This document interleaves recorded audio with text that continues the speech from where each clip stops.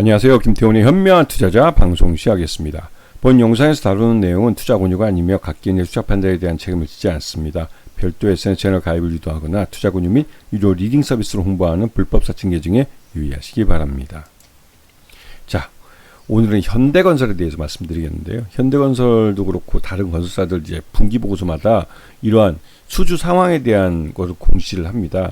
이 수주 상황이라는 건 앞으로 이 현대건설이 어떻게 어느 지역에서 건설 사업을 벌여서 돈을 벌 것인가를 보여준 것이고, 공사의 시작일과 완공일을 이제 해놓고 완공일 이후에 미니멈 6개월, 길면 한 1년 정도에서 하자보수라는 기간을 통해서 나머지 잔금을 회수합니다.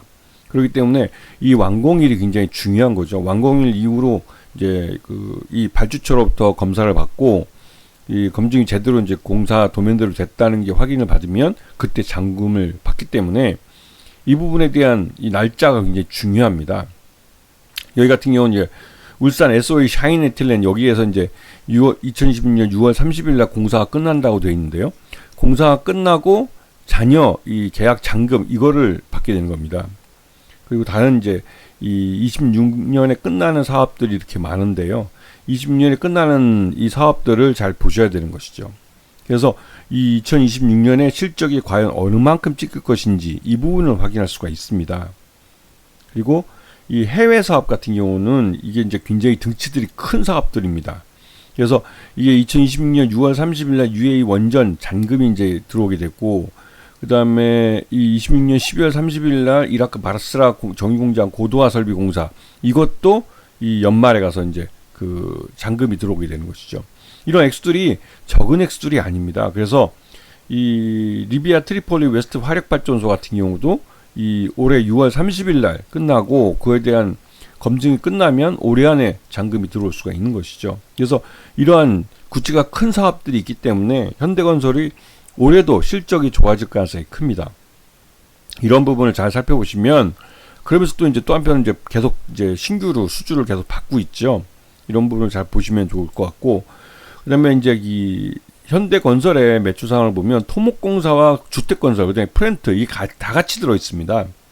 그래서 이게 이제 뭐 일종의 이제 예전에 말씀드렸던 방송에서 삼성 E&A 그거랑 좀 비슷해져 버린 것이죠. 왜냐면 현대건설이 건설만의 사업을 이제 일반 주택건설만 하는 게 아니라 이제 토목건설 원래부터 했었고, 그다음에 이 플랜트 같은 이런 기술이 들어가는 특별한 이런 사업도 같이 해주고 있기 때문에 전반적으로 실적이 이 플랜트 쪽이나 이쪽이 구찌가 큰 사업들을 많이 합니다. 물론 건설이 이제 특히 이제 강남의 압구정 같이 이 땅값이 굉장히 비싼 데서 하기 때문에 이것 때문에 이제 매출량이 굉장히 커 보이고도 하기도 하고, 특히 이제 압구정 같은 경우는 이 대단지를 개발하는 겁니다. 한꺼번에 몇천 세대를 개발하는 거기 때문에 이 공사 계약 자체가 몇 조 단위의 그 사업이 된 것이죠. 굉장히 큰 주택개발 사업 중에서도 굉장히 큰 사업입니다. 이런 것들을 이제 요번에 2, 3, 5 단지를 이제 받으면서 굉장히 규모가 커져 버렸죠.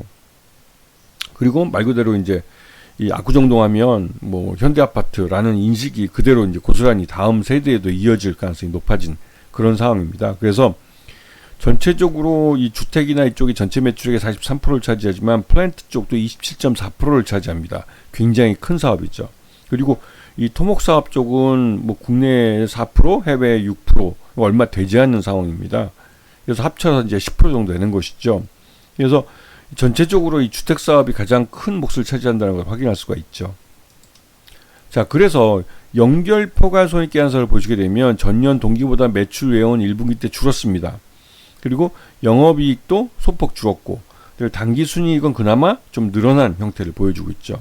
하지만 영업이익이 줄었기 때문에 전반적으로 좀 소폭 둔화된 모습을 보여주고 있지만, 그렇지만 여기에서 또 하나 주목해야 될 것은 1분기가 원래는 건설사한테는 좀 공방기이기도 합니다. 그래서 이 1분기 실적이 좀 나빠졌다고 해서 그게 전체적으로 실적이 나빠지는 건 아니죠.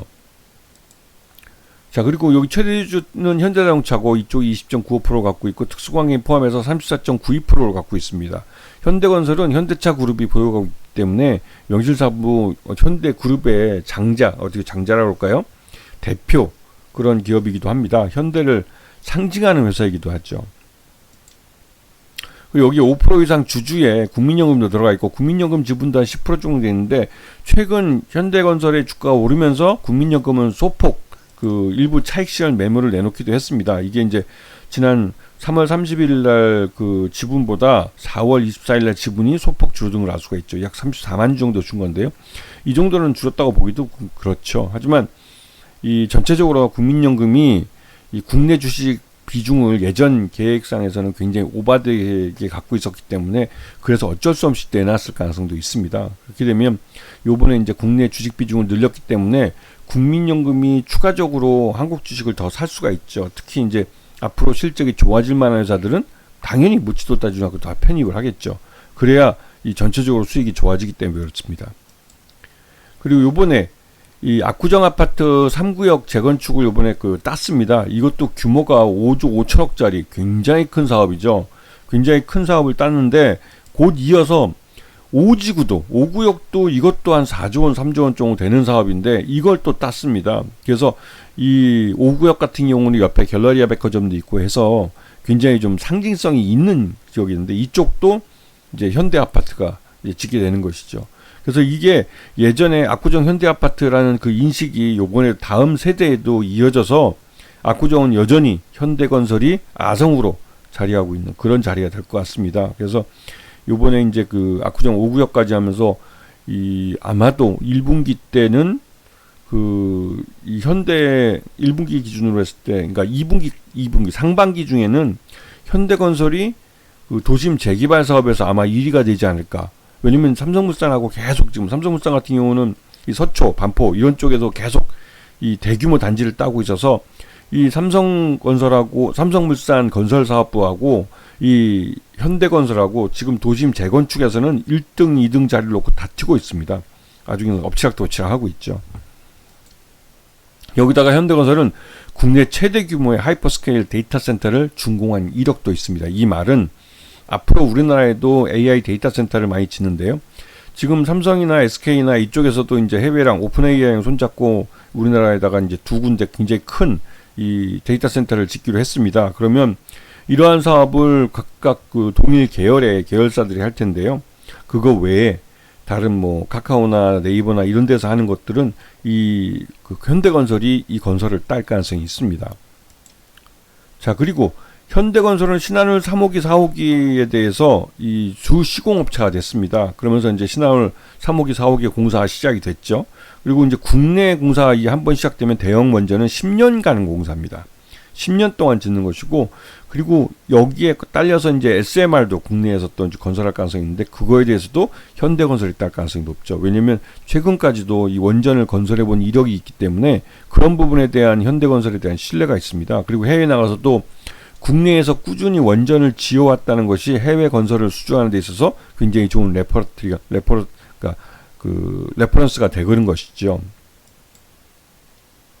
그리고 현대건설 해외 건설 매출 수주액 추이를 보게 되면 수주액이 들쭉날쭉은 하지만 계속 늘어나고 있는 걸 볼 수가 있고요.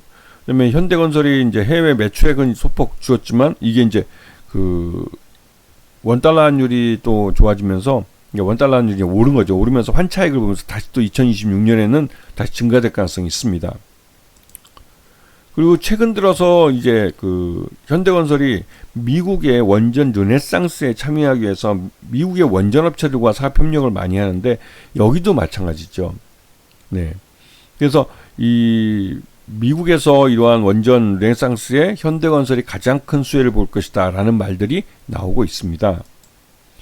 그리고 이제 특히 이제 그 텍사스의 이 캠퍼스, 텍사스 인공지능 캠퍼스 이 프로젝트는 굉장히 큰데 페르미 아메리카라고 해서 이쪽은 대형 원전과 SMR 데이터 센터들을 한꺼번에 건설하는 에너지 컴플렉스를 조성하는 사업입니다. 근데 여기서 일단은 개념 설계 부분을 현대건설이 따면서 이 부분을 향후에 이제 이 사업이 본격화되면 이 나아가서 이제 대형 원전과 SMR 데이터 센터도 모두 이제 그 수주를 받을 수 있는 가능성이 높은 그런 상황이죠. 그래서 이 사업 자체가 굉장히 큰 사업입니다. 여기다가 이제 그 HD 현대와 현대건설은 미국에 있는 업체 미국 테라파워와 함께 차세대 SMR 사업을 또 협력 관계를 맺었습니다. 이 테라파워 같은 경우는 이 마이크로소프트를 만든 그 창업주가 만든 창업한 회사라고 알려져 있고, 이 테라파워가 대표적인 미국의 SMR 회사이기도 하죠. 그래서 이런 부분에 대해서 현대건설이 나름대로 이제 시장을 선점하고 있다는 걸 알 수가 있습니다. 그래서 최근 현대건설의 목표 주가가 20만 원 이상으로 올라갔고, 지금 NH투자증권 같은 경우 30만 원을 질렀죠. 그도 그럴 게 실적이 확실히 좋아지고 있고, 그 실적에 따라서 특히 이제 해외 원전, 미국의 원전 르네상스에 대한 수혜도 받을 거기 때문에 지금은 그 원전 르네상스에 대한 기대감만 갖고 이제 주가가 형성된 거였고, 지금은 현재 실질적으로 지금 현재 현대건설의 주가는 이 강남 재개발, 이 강남 재개발로 압구정 쪽에 대규모 단지들을 이제 수주하면서 그게 이제 주가를 끌어올린 이유가 되기도 했습니다.